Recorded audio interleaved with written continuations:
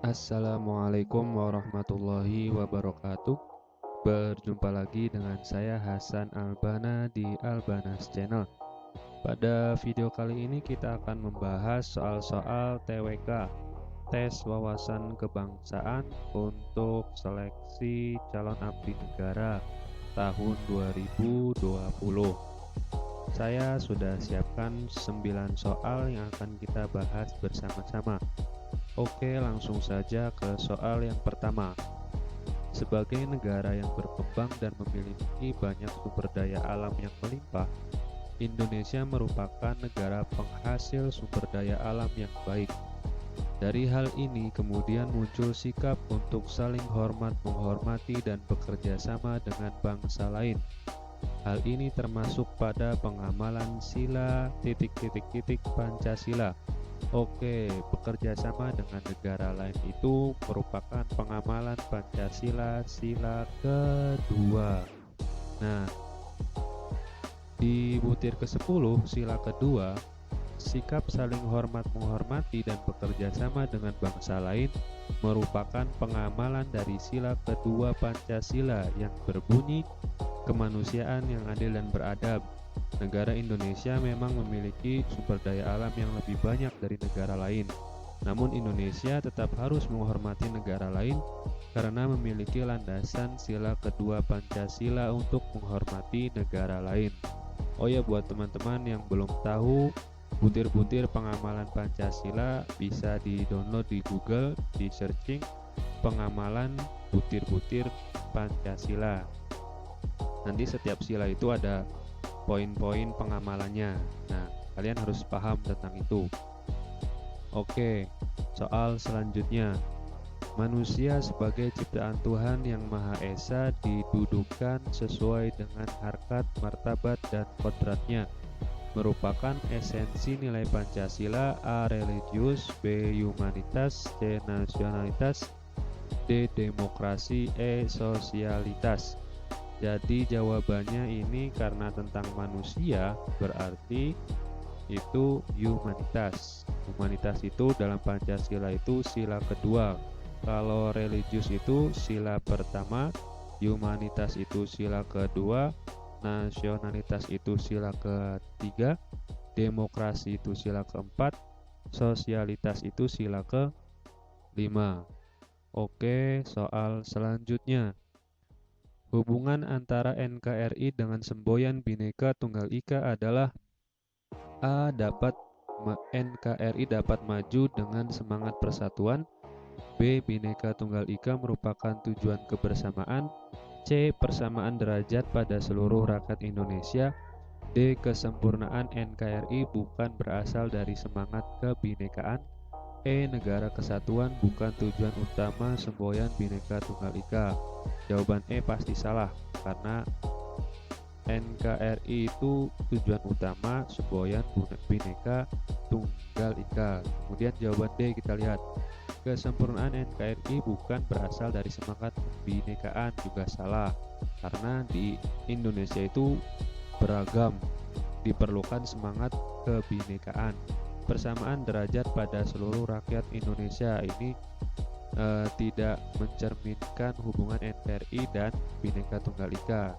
Emang ini benar, pernyataannya benar, tapi tidak sesuai dengan soal. Kemudian B, Bhinneka Tunggal Ika merupakan tujuan kebersamaan. Tujuan bukan sebagai tujuan kebersamaan, tapi dalam tujuan NKRI atau tujuan bernegara. Kemudian NKRI dapat maju dengan semangat persatuan. Ini hubungan NKRI dengan Bhinneka Tunggal Ika. Jawabannya adalah A. Jadi negara kesatuan Republik Indonesia itu dapat maju dengan semangat persatuan. Semangat persatuan itu ya dari semboyan Bhinneka Tunggal Ika. Nah, soal selanjutnya.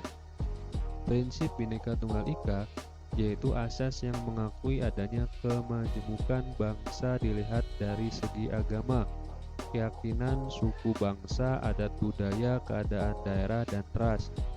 Beberapa cara menyikapi kemajemukan yang ada di antaranya adalah kecuali. Kita langsung saja eliminasi. yang mencerminkan kemajemukan atau mencerminkan prinsip Bhinneka Tunggal Ika. A. Kemajemukan dihormati dan dihargai serta didudukkan dalam suatu prinsip yang dapat mengikat keanekaragaman tersebut dalam kesatuan yang kokoh. Oke, ini benar. Kemajemukan harus dihormati dan dihargai serta didudukkan dalam satu prinsip yang mengikat untuk kesatuan. Oke, benar. B. Kemajemukan bukan dikembangkan dan didorong menjadi faktor pemecah bangsa, tetapi kekuatan yang dimiliki oleh masing-masing kelompok bangsa. Oke, benar. Kemajemukan itu bukan untuk pemecah bangsa, tapi dijadikan sebagai kekuatan yang dimiliki oleh komponen bangsa. C.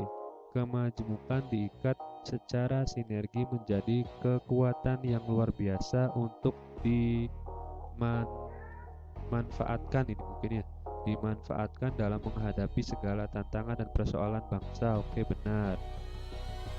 Kemajemukan itu harus dimanfaatkan untuk menghadapi segala tantangan dan persoalan bangsa. D. Kemajemukan tidak harus dilandasi dengan paham inklusif di dalam masyarakat yang majemuk. Wah, ini kayaknya salah nih.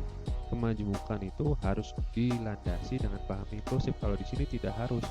Kemajemukan itu harus dipahami dengan paham inklusif. Inklusif itu terbuka terhadap kelompok lain, tidak merasa kelompoknya paling baik di antara kelompok lain, tidak eksklusif. Lawan kata eksklusif itu inklusif, terbuka. Berarti ini salah. Kemungkinan jawabannya adalah D. Kita lihat yang E. Kemajemukan merupakan suatu kekayaan yang harus dipelihara dan dihargai keberadaannya dan dipandang secara inklusif. Nah, ya benar. Kemajemukan itu harus dipandang secara inklusif, bukan eksklusif. Jadi jawabannya adalah D. Oke, soal selanjutnya. Makna yang terkandung dalam pembukaan Undang-Undang Dasar 1945 alinei, ini salah ketik ini. Terusnya alinea pertama adalah motivasi spiritual, B. Pernyataan kemerdekaan, C. Motivasi terhadap kemerdekaan, D. Tujuan dan cita-cita bangsa, E. Susunan negara. Alinea pertama itu adalah memuat tentang penjajahan di atas dunia harus dihapuskan karena tidak sesuai dengan kemanusiaan dan perikeadilan. Jadi nomor ini jawabannya adalah C, motivasi untuk kemerdekaan. Nah, makna alinea pertama pembukaan Undang-Undang 1945 memiliki dalil objektif bahwa penjajahan di atas dunia harus dihapuskan. Nah, ini semangat untuk merdeka, motivasi untuk merdeka. Kalau motivasi spiritual itu masuknya ke alinea ketiga. Ini alinea ketiga. Alinea ketiga itu berbunyi, atas berkat rahmat Allah yang Maha Kuasa dan dengan didorongkan oleh keinginan luhur supaya berkehidupan kebangsaan yang bebas, maka rakyat Indonesia menyatakan dengan ini kemerdekaannya. Kalau pernyataan kemerdekaan ya tadi sama alinea ketiga, maka dengan ini rakyat Indonesia menyatakan kemerdekaannya. Ini alinea ketiga. Kemudian tujuan dan cita-cita negara itu ada di alinea keempat. Nah, susunan negara itu ada di alinea keempat juga. Kemudian soal untuk teman-teman yang akan mengikuti tes SKD harus hafal pembukaan Undang-Undang Dasar 1945 karena itu sangat membantu kita dalam menjawab soal nantinya tentang Undang-Undang Dasar 1945 ya, harus dihafal. Kemudian soal selanjutnya, semangat nasionalisme kaum terpelajar dalam membangun pendidikan skala nasional pada masa pergerakan kemerdekaan didasarkan pada A. Lulusan pendidikan tidak dapat diprediksi, B. Masyarakat pribumi belum tertarik terhadap pendidikan. C. Kolonial Belanda membatasi kesempatan pribumi untuk terpelajar. D. Pendidikan kolonial tidak tergantung pada masyarakat pribumi. E. Corak pendidikan nasional berlatar belakang barat dan terbatas. Jawaban yang paling tepat adalah E. Karena apa? Karena pendidikan pada masa pergerakan kemerdekaan Indonesia yang digawangi oleh kolonial Belanda sangat terbatas dan berlatar belakang barat, sehingga kesesuaian terhadap nilai dan norma luhur masyarakat Indonesia terbatas pada ilmu barat.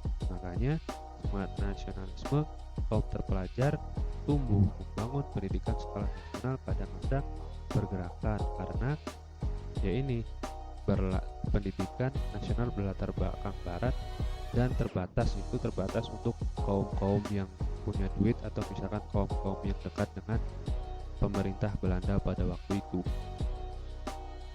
Soal selanjutnya, Kongres Pemuda Jawa pada tahun 1918 yang mengubah Trikoro Darmo menjadi Yong-Yava dipimpin oleh A. Dr. Wahidin Sudirohusodo, B. Dr. Sutomo, C. Dr. Satiman Wiryo Sutejo, D. R.M. Sutomo Suryo Kusumo, E. Rajiman Widyoningrat. Jawaban adalah C, yang mengubah Trikoro Darmo menjadi Yong-Yava itu dipimpin oleh Dr. Satiman Wiryo Sutejo. Nah, ini materi tentang sejarah kemerdekaan Indonesia juga harus dipahami ya. Ya, meskipun sedikit-sedikit tidak lengkap, tapi setidaknya kalian paham sejarah kemerdekaan Indonesia dari mulai sebelum kemerdekaan, kemudian ketika menjelang kemerdekaan, dan pasca kemerdekaan. Soal selanjutnya, globalisasi merupakan bentuk dinamisasi kehidupan manusia dan suatu bangsa. Dengan adanya globalisasi, sangat memungkinkan terjadinya arus pertukaran kebudayaan secara mudah. Banyak kebudayaan asing masuk ke Indonesia. Dalam hal tersebut, Pancasila sebagai nilai-nilai ideologi yang dimiliki oleh bangsa Indonesia berperan penting sebagai A. Pandangan hidup bangsa Indonesia dalam memahami bangsa dan negaranya. B. Parameter cocok atau tidak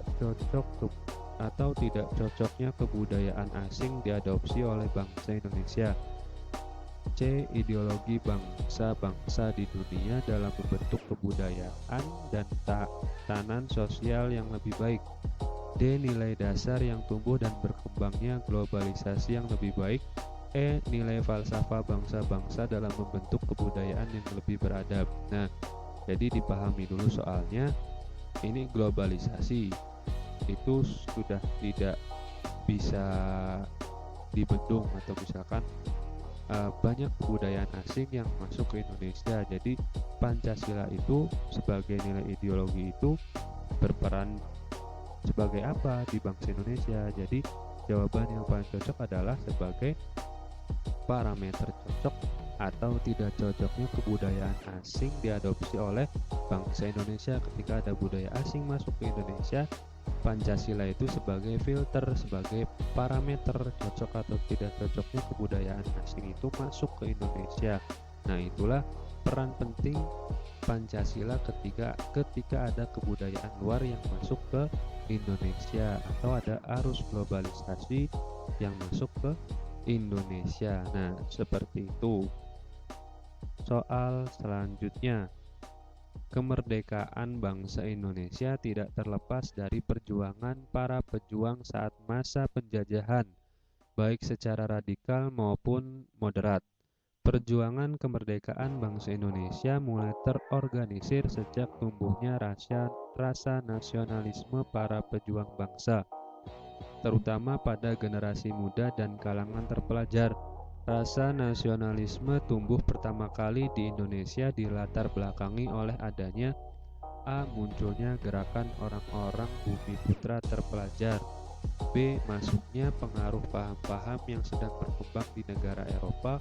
C. Transisi corak kehidupan rakyat ke masa industri. D. Adanya rasa memiliki antar sesama rakyat. E. Adanya keinginan yang kuat untuk merdeka dan bebas dari penindasan penjajah. Jawaban yang paling tepat untuk soal ini adalah E. Adanya keinginan yang kuat untuk merdeka dan bebas dari penindasan penjajah. Itulah pertama kali rasa yang muncul, rasa nasionalisme yang tumbuh, yang muncul dari para pemuda atau para pejuang pada saat itu untuk merdeka dan bebas dari penindasan penjajah. Oke, nah sekian soal yang bisa saya bahas. Ada 9 soal tadi yang sudah kita bahas. Untuk teman-teman jangan lupa pertama pahami pembukaan Undang-Undang Dasar 1945, kemudian pengamalan Pancasila, bisa dicari di Google poin-poin pengamalan Pancasila, kemudian dipahami juga sejarah bangsa Indonesia baik sebelum kemerdekaan, menjelang kemerdekaan, dan pasca kemerdekaan. Nanti kita bahas soal TWK yang lain yang saya pikir itu bakal bermanfaat dan kemungkinan besar bakal keluar. Nah, untuk teman-teman kalau misalkan soal TWK itu memang rasanya ini panjang-panjang seperti soal TKP, dan itu untuk tahun ini sepertinya bakal seperti itu. TWK itu bakal rasa TKP, teksnya panjang-panjang. Nah, itu sharing dari saya atau pengetahuan atau soal yang sudah kita bahas, semoga bermanfaat. Apabila ada pertanyaan atau request tentang soal-soal apa yang ingin teman-teman bahas, bisa tulis di kolom komentar. Baik, terima kasih. Jangan lupa belajar, semangat, dan berdoa. Terima kasih.